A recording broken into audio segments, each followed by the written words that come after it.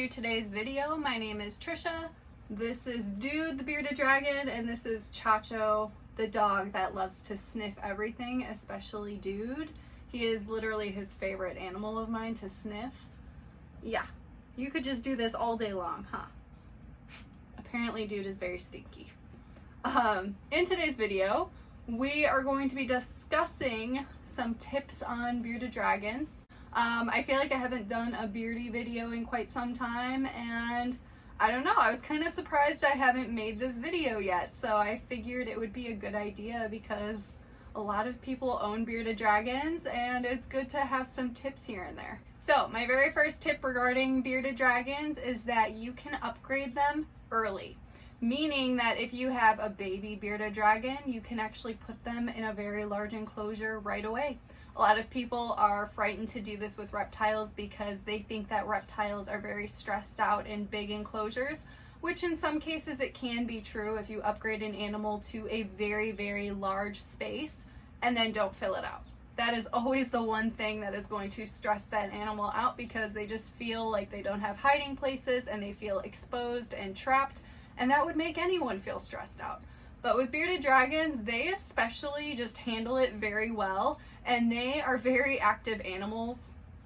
I know I'm saying that as this lizard literally sits here like a potato. Dude is not the most active bearded dragon, but most of them are fairly active, and they do utilize their enclosure. He tends to sit around, but that's just his personality. It's just who he is, and that's totally fine, but I still am glad that I did upgrade him to a 4x2x2 enclosure because it is very spacious, and he does move around from time to time. It's just good to give them the space. They absolutely deserve it. So the minimum enclosure that I would recommend for bearded dragons is a 4x2x2 enclosure. This is Dude's Zen habitat behind me. If you have a baby bearded dragon, I recommend to upgrade early, not only because they'll utilize it, but because they grow very, very quick.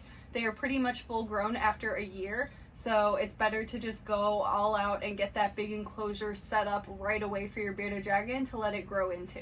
Number 2 is rough surfaces for nails. So I have seen a lot of videos and talk. Some people think it's a good idea to clip their bearded dragon's nails. I don't recommend it. I think that it can easily go very south and you can accidentally hurt your bearded dragon, and that's just not a good situation. I think that it is better to supply them with rough climbing surfaces. That way they can rub their nails on that and grade it down to where it's supposed to be. That way they aren't like extremely long and uncomfortable for your bearded dragon. Again, they are fairly active. They do like to climb. Even this guy who doesn't do much, he will climb. So climbing really helps to get their nails down to a certain length to where it's not extremely long and then it becomes debilitating for the animal. Number 3 is females in particular need space to dig, especially because they will lay eggs even if you aren't mating them with another bearded dragon. They will still lay infertile eggs, and they need a place to be able to do that. So especially if you have a female, I would recommend to add some substrate, a layer in your enclosure. It doesn't have to be, you could go bioactive and then just have dirt all over the enclosure for your bearded dragon to lay in. That would be perfect. Or if you have something similar to mine where you're using like a Zen mat, or you just have like a flat surface, it would be a good idea to add a lay box for your bearded dragon, especially if you have a female, because it will need some place to lay those eggs. And if it doesn't have a place to lay those eggs, it can become egg bound, which can be life-threatening. So it's very important to have a lay box for any female bearded dragons. Number 4 is a mistake that I learned pretty recently with Dude, and it's very sad. It is to be aware of any stuck shed on your bearded dragon's toes or their tail. So as you can see actually right now, Dude has some shed right here. And it is very normal for bearded dragons to shed in patches like that. It'll just happen from time to time. They shed pretty much their whole body when they're babies, but as adults you're going to notice little patches like this. However, it's important to really pay attention to their toes and their tails. Dude actually had stuck shed on his tail, and I wasn't aware. I thought it was just going to like peel off. It didn't, and he actually lost the tip of his tail, as you can see. So unfortunately, now he just has a nub tail.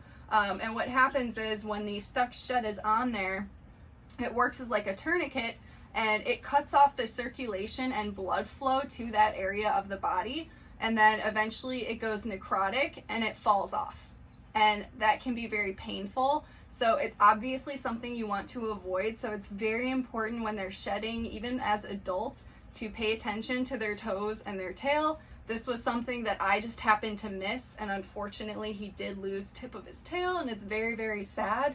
So learn from my mistake, be a little bit more diligent than I was, and pay attention to those things. That way your bearded dragon doesn't end up losing any digits or tips of their tails. Number 5 is about picky eaters. So if you have a bearded dragon that is a picky eater, I get this question all the time. Bearded dragons typically will love their protein-filled food, like their insects, their crickets, their dubias, their hornworms. They love that stuff. And they're pretty picky when it comes to eating vegetables and salads, which as adult, that is most of their diet that they require, that they need to be eating. So it is very important to make sure that they're actually consuming that and getting all of the nutrients that they require.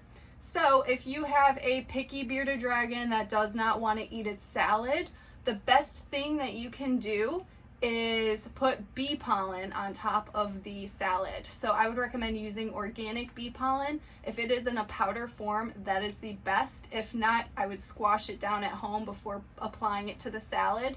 But the bee pollen has extra vitamins and nutrients for them, which is fantastic.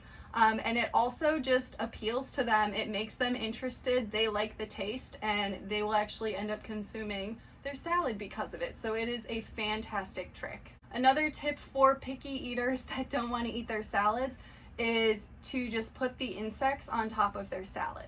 So I wouldn't recommend doing it with crickets because they will just jump off of the salad, but dubia roaches, black soldier fly larvae, superworms, hornworms, all of those things, if you put it on top of their salad, they will go for those, and they'll accidentally end up eating some of their salad. When they're reaching for a bug, they'll grab some salad and get it in their system. So it's just a good way to trick them. Number 6 is to be aware of the fatty insects that you don't want to be feeding very frequently, because it can cause them to be obese, which can be pretty detrimental to their health. So some things that you would want to, you can still feed them every so often as a snack. It's just not something you want to feed them as part of their staple diet. And these include hornworms, silkworms, waxworms, and superworms. So all of those worms are very, very high in fat.